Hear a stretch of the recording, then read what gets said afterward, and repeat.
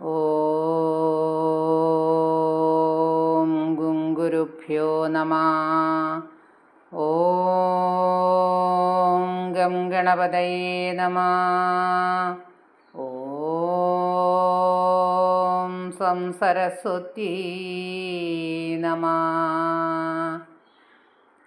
പീതാംബരംഗരവിരാജിതശംഖചക്ര കൗമോദഗീ സരസിജം കരുണാസമുദ്രം രാധാസഹായമതിസുന്ദരമന്ദഹാസം വാതാലയേശമനിശം ഹൃദി ഭാവയാമി. ഓം നമോ ഭഗവതേ വാസുദേവായ. നാരായണീയം ദശകം 32. മത്സ്യാവതാരം. പുരാഹയഗ്രീവമഹാസുരേണ ഷഷ്ടാന്തരാദ്യോദതകാണ്ഡകൽപേ നിദ്രോന്മുഖബ്രഹ്മമുഖാധൃതേഷു വേദൽശ്വദിൽസ കില മത്സ്യരൂപം.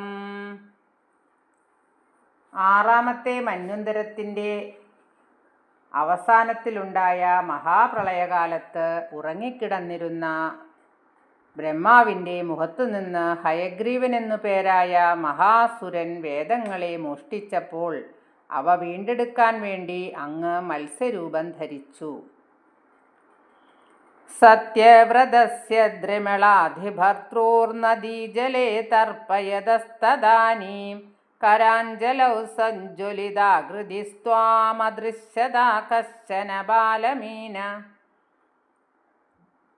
ദ്രമിളദേശാധിപതിയായ സത്യവ്രതൻ നദീജലത്തിൽ തർപ്പണം ചെയ്തുകൊണ്ടിരിക്കെ കൈകൾ കൂട്ടിച്ചേർത്തപ്പോൾ ഉജ്ജ്വല ശരീരത്തോടുകൂടി അങ്ങ് ഒരു ചെറു മത്സ്യത്തിൻ്റെ രൂപത്തിൽ അതിൽ കടന്നുകൂടി. ക്ഷിപ്തം ജലേ ത്വാം ചകിതം വിലോക്യ നിന്നേമ്പുപാത്രേണ മുനിസ്വഗേഹം സ്വൽപൈരഹോബീ കലശീം ച ഗൂപം വാബീം സരച്ഛാനശിഷേ വിഭോത്വം. കൈകളിൽ നിന്നും നദിയിലേക്ക് തന്നെയിട്ട അങ്ങ് മറ്റു മത്സ്യങ്ങളെ ഭയപ്പെടുന്നത് കണ്ട് ആ രാജാവ് ജലം നിറച്ച പാത്രത്തിലിട്ട് അങ്ങയെ ആശ്രമത്തിലേക്ക് കൊണ്ടുപോയി. ഹേ വിഭോ, അങ്ങ് അല്പനാളുകൾക്കുള്ളിൽ കുളം, കിണർ, മഹാസരസ് എന്നിവയിൽ ഒതുങ്ങാത്ത രീതിയിൽ വലുതായി.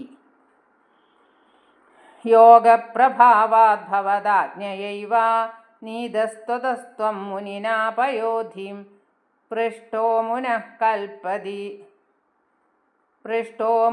കൽപ്പതി ദൃക്ഷുമേനം സപ്താഹമാസ്യേതി വദന്നയാസി. അങ്ങയുടെ ആജ്ഞയനുസരിച്ചു തന്നെ ആ രാജാവ് അങ്ങയെ സമുദ്രത്തിലേക്ക് കൊണ്ടുപോയി.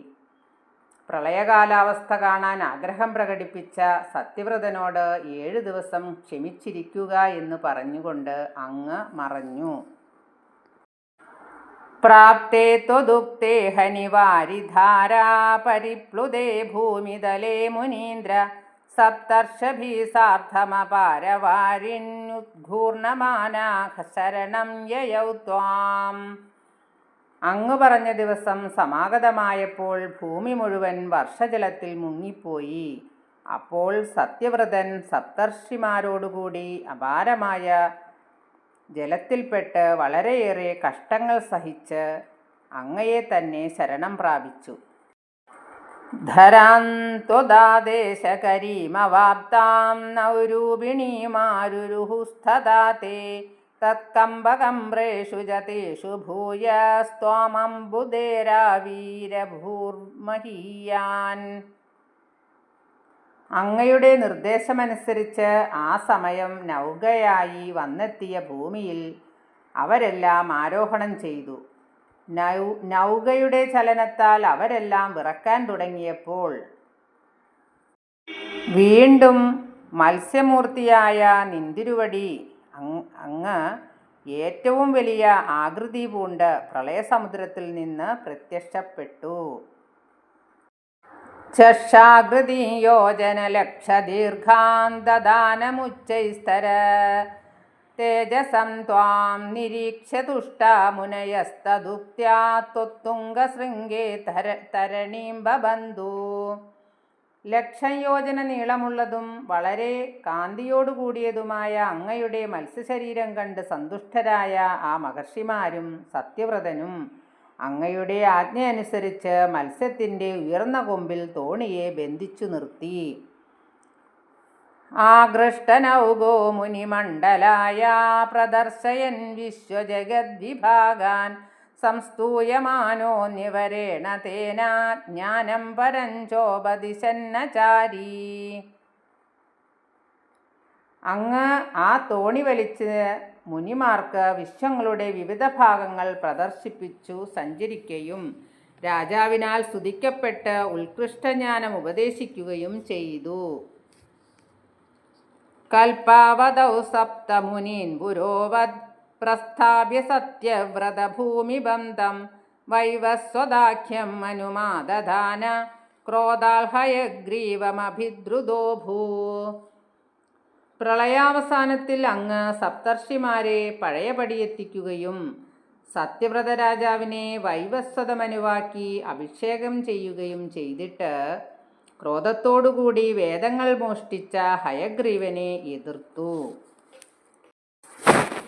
സ്വത്തുംഗശൃംഗക്ഷതവക്ഷസന്തം നിപാത്യ ദൈത്യം നിഗമാൻ ഗൃഹീത്വാ വിരിഞ്ജയേ പ്രീതഹൃദേ ദദാന പ്രപഞ്ചനാകാരപദേ പ്രഭായ.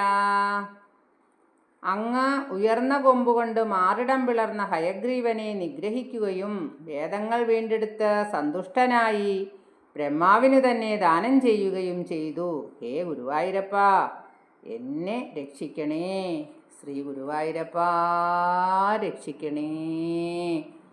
ശ്രീഹരയേ നമഃ. സർവത്ര ഗോവിന്ദനാമ സങ്കീർത്തനം. ഗോവിന്ദ ഗോവിന്ദ. സർവത്ര ദേവീനാമ സങ്കീർത്തനം. ശ്രീ ജഗദംബികായേ നമഃ. സർവം ശ്രീകൃഷ്ണാർപ്പണമസ്തു.